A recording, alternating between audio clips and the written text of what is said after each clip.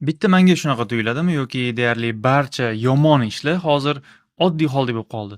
Va siz buni gapirib chiqsangiz yoki savollar berishni boshlasangiz, ular emas. Nimagadir siz g'alati, radikal yoki qoloqroq fikrlaydigan odam bo'lib qolasiz. Benikoh sevishib yurishlar zinoga emas, nikohga tayyorgarlik. Ichib chakishlar irodasizlik yoki jirkanch odatlar emas, balki kurto'ylik yoki ozod va mustaqil ayollik belgisi bo'lib qoldi. Qimor jamiyatni qulatuvchi illat emas, ko'p pul topishga qisqa yo'l. Uyatsizliklar va fahsh ko'z zinosi emas, balki zamonaviylik bo'lib qoldi.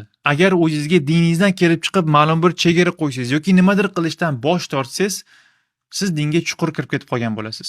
Va alam qiladigani sizga bu pechatni qo'yadigan odamlar ham musulmonlar. Agar bunaqa jamiyatda o'zingizni yo'qotib qo'yishni xohlamasangiz, qo'yga o'xshab hamma qilayotgan ishni qilmang.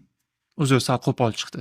Atrofingizda hamma taslim bo'lgan bo'lsa, hamma shunaqa-yu deb odamlarning orasida boshqacha yoki g'alati ko'rinishdan qo'rqib, sekin-sekin qadriyatini, dinini chekkaga surib qo'yayotgan bo'lsa, siz ham shunaqa qilishingiz kerak degani emas. Birodar, sizga bu noqulaylik tug'diradimi, ustingizdan kulishadimi yoki qoloq deb masxara qilishadimi farqi yo'q.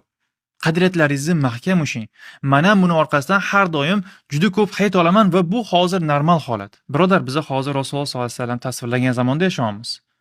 Shunaqa zamon keladiki, dinini mahkam ushab sabr qilgan odam qo'lida yonayotgan cho'g'ni ushab turgan kishiga o'xshaydi. Bu meni gapim emas, Rasulullohning gaplari sollallohu alayhi vasallam. Eng muhimi o'zingiz bilan xolis bo'ling, xolis yashang, boshqalarga namuna bo'ling. Atrofingizdagilarga diniga tupurib qo'ymagan odam qanaqa bo'lish kerakligini o'zingizning namunangizda ko'rsatib bering va bundan uyalmang. Barakallohu fikum.